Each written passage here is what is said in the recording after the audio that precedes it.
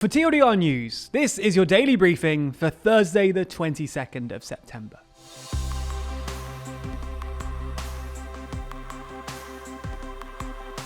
Good afternoon. Today we've been talking about some of the latest developments in the fraud case against Trump and his family. But we'll also be discussing three of today's other most important stories. First though, Trump gets into legal hot water. Yet again. Yesterday, New York's Attorney General announced that following a multi-year investigation, a civil lawsuit would be launched against the former president, Donald Trump, and three of his adult children, following what she termed an astounding fraud.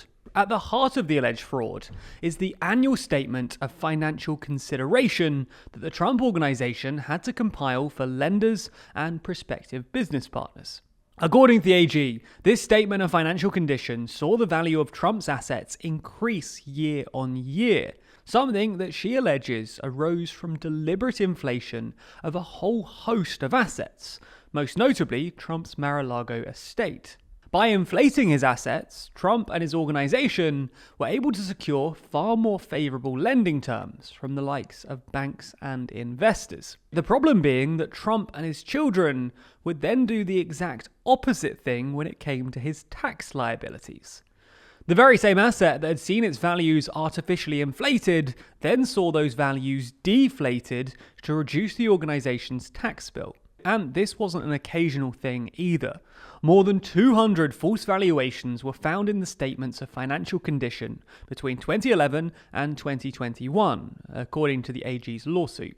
The former president, his children, Donald Jr., Ivanka, and Eric Trump, as well as two further executives from the Trump organization, were all named as defendants in the case, which puts all of the Trumps in hot water. As such, the AG is asking the court to fine the Trump family a huge $250 million, as well as barring the former president and his children from serving as officers or directors of any New York business, and ban the Trump organization from conducting real estate transactions in the state of New York for the next 5 years.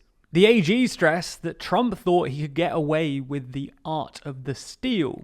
But today, that conduct ends. There aren't two sets of laws for people in this nation. Former presidents must be held to the same standard as everyday Americans. Now, while the Attorney General doesn't have the power to file criminal charges, James has stressed that Trump may well be committed for criminal acts too, including the likes of falsifying business records, issuing false financial statements, insurance fraud, conspiracy, and bank fraud. The AG further stated that she would share details of the case with state criminal authorities, as well as the Department of Justice and the Internal Revenue Service. Now, the Trump organization denies any and all wrongdoing, with the Trumps accusing James, a Democrat seeking re-election in November, of pursuing a political vendetta. Regardless, the money doesn't look like it stacks up, and this could be a difficult one for Trump to get out of. So that might be the biggest story right now, but here's three other things you ought to know about.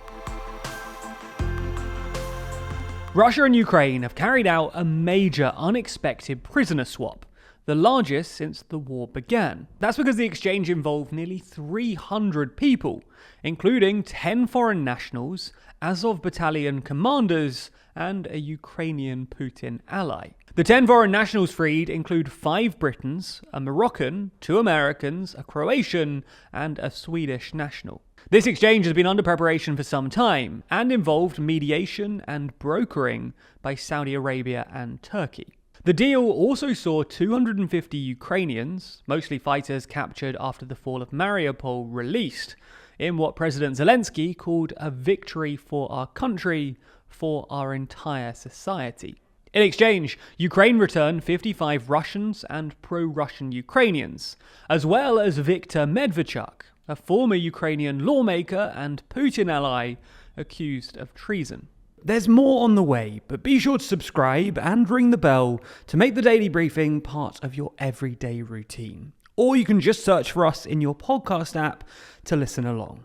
Next up, leaders from around the world have been gathering at the United Nations in New York for the first full in-person leaders summit since the COVID pandemic began. Unsurprisingly, many of the speeches focused on Russia's invasion of Ukraine, with the French President Emmanuel Macron and German Chancellor Olaf Scholz accusing Russia of imperialism, and Ukraine's President Zelensky via video link calling for just punishment for Russia's invasion. US President Joe Biden also denounced Russia's shameless violation of the EU Charter with a war that's about, quote, extinguishing Ukraine's right to exist as a state and people. Biden also noted that he stood with the brave women protesting in Iran, while the Iranian president in his speech deplored US militarism and the sanctions imposed on his country. Other speeches saw Senegal's president call for a seat on the G20 for the African Union, and Colombia's new president calling for an end on the war on drugs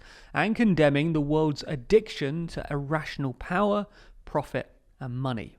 Finally today, the UK government has announced that they'll be lifting a ban on fracking in England, the controversial process of extracting gas and oil from shale rock. A moratorium on the practice was introduced in 2019 amid concerns over earth tremors, but Business and Energy Secretary Jacob Rees-Mogg justified lifting the ban by saying that Putin's invasion of Ukraine and weaponizing of energy meant that strengthening our energy security is an absolute priority.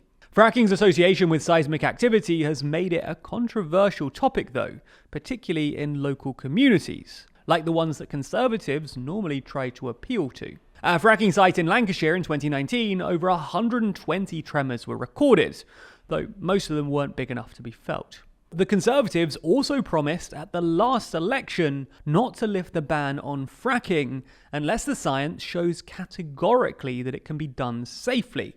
And although there's a new Prime Minister now, Truss is still stuck with the mandate her party were elected with. So this is a clear broken promise from the party, especially as a British geological survey requested and released by the government says that it remains challenging to estimate the seismic impact of the practice, and certainly doesn't recommend that it can be done safely.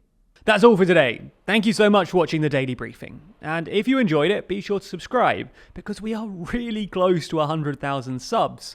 And if we get a silver play button by the end of the week, then Ben, the normal host of the show, will present all of next week's briefings in fancy dress. He doesn't know that, but he's on holiday, and it'll be a lovely surprise to come back to. Nebula subscribers not only get everything you've already watched ad-free, but also get an extended version of the show every single weekday. Available to watch on Nebula or to stream on your podcast app of choice. So if you want to support the channel and get an even more extensive briefing every day, then you'll want to sign up. And there's good news. Our friends at CuriosityStream, the streaming service with some of the world's best documentaries, is offering a deal whereby you can get both platforms, CuriosityStream and Nebula, for less than $15 a year. That's all the documentaries you could want on CuriosityStream, and then more TLDR on Nebula, including the extended briefing, other full exclusive TLDR videos, and, well, it's always ad-free too. Click the link below to get both services